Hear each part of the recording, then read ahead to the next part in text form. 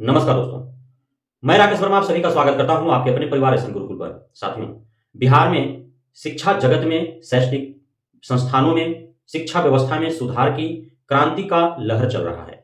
इस क्रांतिकारी सुधारात्मक जो कार्रवाइयां हो रही है, उसमें एसीएस के पाठक और शिक्षा विभाग के द्वारा जो एक पक्षीय कार्रवाई की जा रही है शिक्षक शिक्षिकाओं के ऊपर, इसे लेकर के शिक्षक शिक्षिकाओं के बीच काफी आक्रोश है। आशंकित है वे कि आगे आने वाला भविष्य में उनके साथ क्या कुछ होगा। आप देख पा रहे हैं जिस प्रकार से शिक्षा विभाग का दावा है कि प्रत्येक दिन 40,000 विद्यालयों का नियमित तौर पे जांच हो रहे हैं, उसका धरातलीय सत्याता आप सभी को पता है। लेकिन जांच कर्मियों के द्वारा जांच किए जा रहे हैं अथवा नहीं, इसका जांच कोई नहीं कर रहा है। जांच कर्मियों के द्वारा जांच के आड़ में कौन से खेल खेले जा रहे हैं, इसकी जांच कोई नहीं कर रहा है। इसी से एक मुजफ्फरपुर के कुढ़नी में घटना घटी। वहां पे प्रधानाध्यापक और उस जिला के शिक्षा पदाधिकारी के बीच जांच के क्रम में तू-तू में होता है। अब शिक्षक अर्थात प्रधानाध्यापक के द्वारा यह कहा जा रहा है कि उन्हें बारंबार कुछ जांच कर्मियों के द्वारा धमकी दी जा रही थी फोन करके या अन्य माध्यमों से कि यदि वे घूस का 50,000 90,000 नहीं देते हैं तो फिर डीओ से जांच करवा करके और उन पर कार्रवाई की जाएगी। डीओ जांच में आते हैं, उनसे पैसा का डिमांड करते हैं। पैसा नहीं देने के वजह से डीओ से उनका तुतु में होता है और फिर किसी कारणवश जैसे भी डीओ गिर जाते हैं, सर में चोट लगता है, फूटता है नहीं फूटता है कोई नहीं देखा, पट्टी किए हुए जो है अधिकारी को देखा गया। उसके बाद से अटेंडम जो है खबर जब फैलती है तो शिक्षा विभाग के द्वारा एक पक्षीय कार्रवाई करते हुए प्रधानाध्यापक को सस्पेंड कर दिया जाता है, उनका वेतन रोक दिया जाता है। आखिर क्यों इस पे जांच नहीं हुई सस्पेंड करने या वेतन स्थगित करने से पूर्व कि गलती किसकी है? प्रधानाध्यापक जो एलिगेशन लगा रहे हैं, क्यों उसकी जांच नहीं होनी चाहिए कि हाँ उनके द्वारा जो शिक्षा पदाधिकारी के ऊपर घूस लेने, कमीशन लेने का जो आरोप मढ़ा गया, उसकी सत्यता क्या है, कहां तक सत्य है? क्या गलती सिर्फ प्रधानाध्यापक की है? क्या उस शिक्षा पदाधिकारी का गलती नहीं है? उसे क्यों नहीं सस्पेंड किया गया? उस पर क्यों नहीं कार्रवाई हुई? तो इस प्रकार जो एक पक्षीय कार्रवाई हो रहा है, उसे लेकर के आक्रोशित है शिक्षक शिक्षिकाएं। और उसके बाद से यह मामला काफी तूल पकड़ते चला गया और कई शिक्षक संघ और संगठन प्रधानाध्यापक के साथ खड़े हो गए। एक शिक्षक संघ के कई सक्रिय कार्यकर्ता मुजफ्फरपुर से ही लगभग 20 की संख्या में, शिक्षक भी शिक्षिकाएं भी, वे प्रधानाध्यापकों के साथ एक हाथ में डंडा और दूसरे हाथ में गुलदस्ता लेकर के खड़े हो गए। उनका सीधा एक मैसेज देना था उन भ्रष्ट पदाधिकारियों को, उन भ्रष्ट जांच कर्मियों को जो विद्यालय में आते हैं एक खास मकसद के साथ। वैसे जांचकर्मी, वैसे निरीक्षणकर्ता, वैसे पदाधिकारी जो कमीशन मांगते हैं, घुसखोर हैं, भ्रष्टाचारी हैं, उनके लिए एक हाथ में वे डंडा लेकर के खड़े हैं कि उन्हें इससे स्वागत किया जाएगा यदि वो घूस मांगते हैं, कमीशन मांगते हैं। दूसरे हाथ में गुलदस्ता लिए खड़े हैं कि जो सही पदाधिकारी है, जो विद्यालय आते हैं, सत्यता का जांच करते हैं ईमानदारी पूर्वक, यदि खामियां पाते हैं, गलती पाते हैं तो उस पर वो कार्रवाई करते हैं, न कि उन गलतियों को, उन खामियों को नजरअंदाज करने के लिए वे उसके एवज में घूस लेते हैं। तो वैसे अधिकारी पदाधिकारी को, ईमानदार अधिकारी पदाधिकारी को स्वागत के लिए उन्होंने एक हाथ में गुलदस्ता भी, गुलाब के फूल भी लिए खड़े हैं। तो शिक्षा विभाग को, एसीएस के पाठक को सिर्फ एक हाथ में डंडा ही क्यों दिख रहा है, दूसरे हाथ का गुलदस्ता क्यों नहीं दिख रहा है? इसलिए कि वे भ्रष्ट, कमीशनखोर, जो घूसखोर अधिकारी पदाधिकारी हैं, उन्हें वो बचाना चाहते हैं। सही जो है, जो ईमानदार हैं, उनका वे जो है प्रोत्साहित नहीं कर पा रहे हैं। क्यों? क्योंकि उन्हें भ्रष्ट ही चाहिए कि वे विद्यालयों से तहसील करके और मोटा रकम एसीएस के पाठक के पास वो पहुंचाएं। इसलिए तुरंत उन पर कार्रवाइयां करने हेतु उन्होंने पत्र जारी कर दिया, एफआईआर उन पर कर दिया गया है। मुजफ्फरपुर के डीपीओ के द्वारा वहां के नगर थाना में उन 20 शिक्षक शिक्षिकाएं के ऊपर जो एक हाथ में डंडा, दूसरे हाथ में गुलदस्ता लेकर के और जो अपना प्रतिरोध जता रहे थे, जो प्रधानाध्यापक के साथ खड़ा होना जता रहे थे, जो भ्रष्ट अधिकारियों, घुसखोर, कमीशनखोर अधिकारी पदाधिकारियों को ललकार रहे थे, उन पे एफआईआर दर्ज कर दिया गया है। और एसीएस के पाठक के बारे में आप सभी को ज्ञात है कि कितना गालीबाज है आदमी।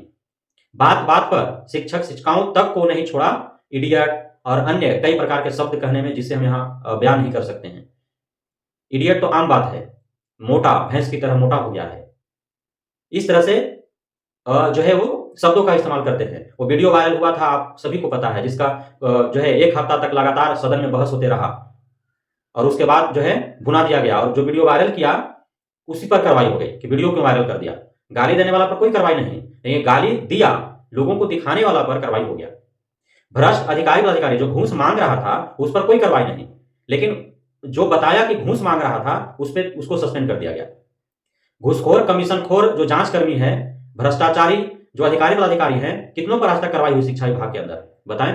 लेकिन आपके पास गिनती है कि शिक्षा शिक्षिकाओं के ऊपर कितने कार्रवाई हुए हैं? सही जो है, जेन्युइन जो है, मैं फर्जी शिक्षकों का बात नहीं कर रहा हूं, जो सही हैं, जो अपने हक अधिकार के लिए लड़ रहे हैं, आवाजें बुलंद कर रहे हैं, उन पे हमेशा जो है कार्रवाई हो जा रही है। हजारों ऐसे शिक्षक शिक्षिकाएं हैं जिन पर एससीएस के पाठक ने कारण बताओ नोटिस भेजा है, स्पष्टीकरण के लिए भेजा है, उन पर एफआईआर किया है, उनका वेतन स्थगित किया है, वेतन उनका काट लिया है। लेकिन कितने अधिकारी पर अब तक जांचकर्मी पर कार्रवाई हुए हैं? कितनों का वेतन स्थगित हुआ? कितनों पर एफआईआर हुए? जबकि बिहार में सभी विभागों में सबसे भ्रष्ट जो विभाग है वो शिक्षा विभाग है। खुला खेल चल रहा है लेन देन का व्यापक स्तर पर और बड़े बड़े स्तर के अधिकारी संलिप्त हैं, तो क्यों नहीं उन पर कार्रवाई हो रही है? सोचने वाली बात है। सिर्फ एक पक्षीय कार्रवाई हो रही है शिक्षा शिक्षिकाओं के ऊपर ही। तो इससे लेकर क्या घोषित है? शिक्षिका बबीता को सिर्फ इसलिए सस्पेंड कर दिया गया था कि उन्होंने बीपीएससी शिक्षक संघ नाम से या इस प्रकार के कोई संगठन उन्होंने बनाया और वे सदस्यता दिलवा रहे थे, इसलिए उनको सस्पेंड कर दिया गया। कोई जो है संगठन नहीं बनाना है। वो मामला जब हाईकोर्ट में गया तो पटना हाईकोर्ट ने शिक्षिका बबीता के पक्ष में न्याय करते हुए और फटकार भी लगाया शिक्षा विभाग एसएसके के पाठक को कि क्यों संगठन नहीं बना सकते हैं, क्यों विभाग और सरकार के विरोध में नहीं बोल सकते हैं। उसके बावजूद यहां पे कहा जा रहा है कि जब एसएसके के पाठक ने, शिक्षा विभाग ने जब पत्र जारी किया था कि संगठन नहीं बनाना है, सामूहिक तौर पर कोई या व्यक्तिगत तौर पर भी शिक्षा विभाग और सरकार के विरोध में कोई नहीं बोलेगा, तो फिर क्यों मुजफ्फरपुर में 20 शिक्षकों के द्वारा ऐसा किया गया? तो क्यों नहीं संगठन कोई बनाएगा? शिक्षा विभाग, बिहार सरकार राजकर्मियों के ऊपर अपना मनमानी तरीके से दिशा निर्देश थोपते रहेगा, तो उसके विरोध में जब उनको समस्या होगा, कठिनाई होगा, तो क्यों नहीं वो बोलेंगे? जब ठंड से विद्यालय का बच्चा मरता रहेगा तो क्यों उसके विरोध में नहीं बोलेगा? तो जब आप एक पक्षीय कार्रवाई करेंगे घूसखोरों, कमीशनखोरों के ऊपर, भ्रष्टाचारी अधिकारियों, जांचकर्मियों के ऊपर कार्रवाई करने के बजाय आप उसका उजागर करने वाले, उसके विरोध में बोलने वाले पर ही कार्रवाई करेंगे, तो क्यों शिक्षा विभाग और सरकार के विरुद्ध नहीं उठ खड़े होगा लोग? क्यों नहीं होगा? अब आपको लाठी क्यों दिख रहा है? आपको गुलदस्ता भी दिखना चाहिए, आपको गुलदस्ता भी दिखना चाहिए, सिर्फ लाठी क्यों दिख रहा है? इसलिए कि आप भ्रष्ट, कमीशनखोर, घूसखोर को बचाना चाह रहे हैं। यदि उन पे कार्रवाइयां होंगी तो आपका पोल खुल जाएगा। ऐसा क्यों नहीं कर रहे हैं? तो यह कुल मिलाकर के विभाग और सरकार का मनमानी चल रहा है, जिसको तब तक झेलना है जब तक एससीएस के पाठक शिक्षा विभाग का एससीएस बना रहेगा। कुछ लोग तालियां पीट रहे हैं एससीएस के पाठक के द्वारा जो शिक्षा के सुधार में दिखावा मात्र जो किया जा रहा है, लेकिन 10% सुधार और 90% जो है वो कमीशनखोर, घूसखोर और भ्रष्टाचार किया जा रहा है। यह आप बात मान करके चलिए। आप जाइए, किसी विद्यालय में थाली आया है नया, किसी विद्यालय में बेंच डेस्क आया है नया, किसी विद्यालय में रिपेयरिंग का कार्य चल रहा है, जीर्णोद्धार का कार्य चल रहा है, पेयजल का सुविधा उपलब्ध कराया जा रहा है। आप सर्वे कीजिए, आईटी से इंस्ट्रक्टर, अतिथि शिक्षक, सफाई कर्मी, झाड़ू मारने वाला, परिचारिका, डीपीएम, बीपीएम, बीआरपी, जितने भी आउटसोर्सिंग एजेंसियों के माध्यम से बहाली हुई है, कितने बड़े स्तर पर लेन देन हुआ है, कमीशनखोरी, घूसखोरी कितना चल रहा है हर जगह पे। आप जाइए, पता कीजिए, उसके बाद ताली पीटिएगा। फिर एससीएस के पाठक के नाम पर समझ में आ जाएगा। 10% सुधार और 90% कमीशनखोर, भ्रष्टाचार, घूसखोर, ये है हालात हमारे शिक्षा विभाग का। बहुत बहुत धन्यवाद आप सभी साथियों का हमारे साथ जुड़े रहने के लिए, बढ़ने के लिए, इतना प्यार देने के लिए, भरोसा बनाने के लिए। जय हिंद।